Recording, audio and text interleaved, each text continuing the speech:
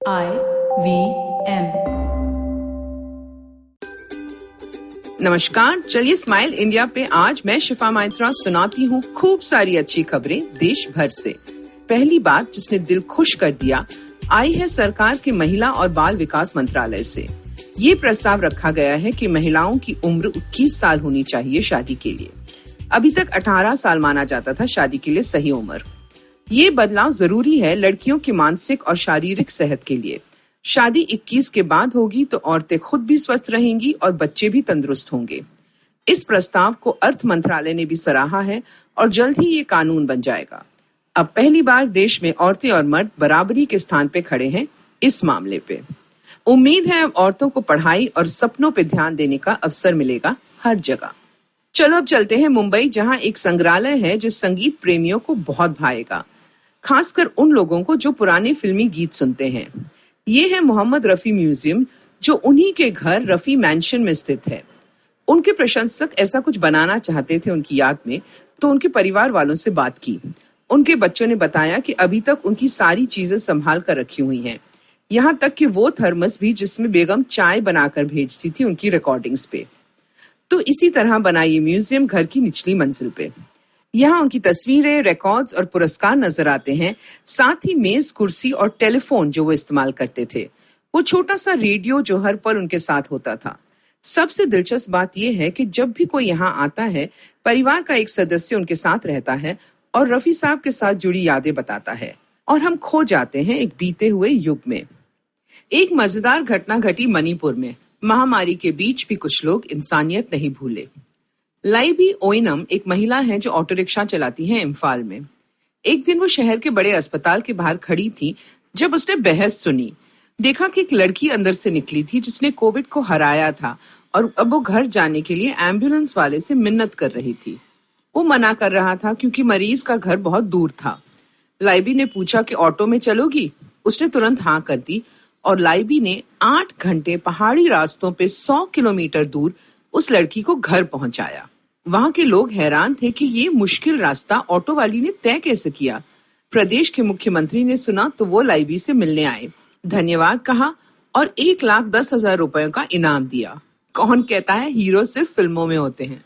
एक और इंसान है मुंबई के भांडुप इलाके में जिनकी तारीफ होनी चाहिए। रविंद्र बिरारी का यहाँ आलीशान ब्यूटी पार्लर है जो लॉकडाउन के कारण महीनों से बंद है। अभी भी वक्त लगेगा काम को ठीक होने में, पर रविंद्र अपना वक्त जाया नहीं कर रहे।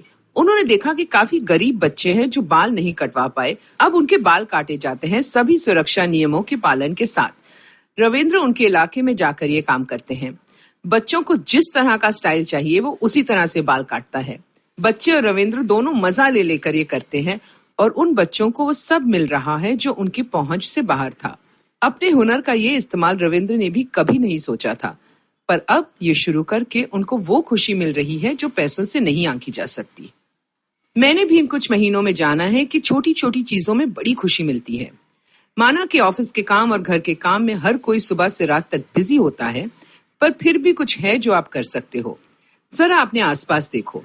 जब अपने लिए खाना बनाओ तो थोड़ा सा ज्यादा बनाकर उस पड़ोसी के यहाँ भेज दो जो बुजुर्ग है, या किसी दोस्त के यहाँ जो बीमार है। आप ऑनलाइन सर्विस से भिजवा सकते हो अगर खुद न जाना चाहो। कुछ मीठा बनाओ तो नीचे वॉचमैन को थोड़ा सा दे दो। घर के लिए सामान मंगाओ तो थोड़ा सा काम वाली बाई के घर के लिए भी मंगा लो। करके देखो, खुशी मिलेगी। अगर आपको ये पॉडकास्ट पसंद आया तो और दिलचस्प पॉडकास्ट सुनना न भूले IVM नेटवर्क पे। आप हमें सुन सकते हैं IVM पॉडकास्ट ऐप पे या ivmpodcast.com पे। आप हमें सोशल मीडिया पे भी फॉलो कर सकते हैं। हम @IVM पॉडकास्ट हैं ट्विटर और इंस्टाग्राम पे। और अगर आप मुझसे बात करना चाहते हैं तो मेरा हैंडल है @शिफा माइत्रा इंस्टाग्राम और ट्विटर पे। मैं आपसे जल्द मिलूंगी, तब तक हंसते रहो और हंसाते रहो। I hope you enjoyed that show. I'd like to thank our sponsors this week, Paytm Money and Intel. We appreciate their support. It's been a fantastic week on the IVM network. I hope that you've been checking stuff out, but some of the highlights that you definitely should check out. Ashish Vidyarthi, host of Begin the Journey, was on Cyrus Says. They had a really fun conversation. I think you'll enjoy that. Uncle Please Sid did an episode around development, which was really, really fun. On Edges and Sledges, we had Adam Holyoke, former England captain. While those guys are killing it, one cricketer after the other. Definitely do check out Advertising is Dead. We talk about esports with some really guys who really know that space. Smile India, absolutely right. These guys are killing it as well. So is Pawan at Pragati. Don't forget The Original Things. Again, one of my favorite shows. You must check that out. And thanks for listening, and we hope to catch you again next week.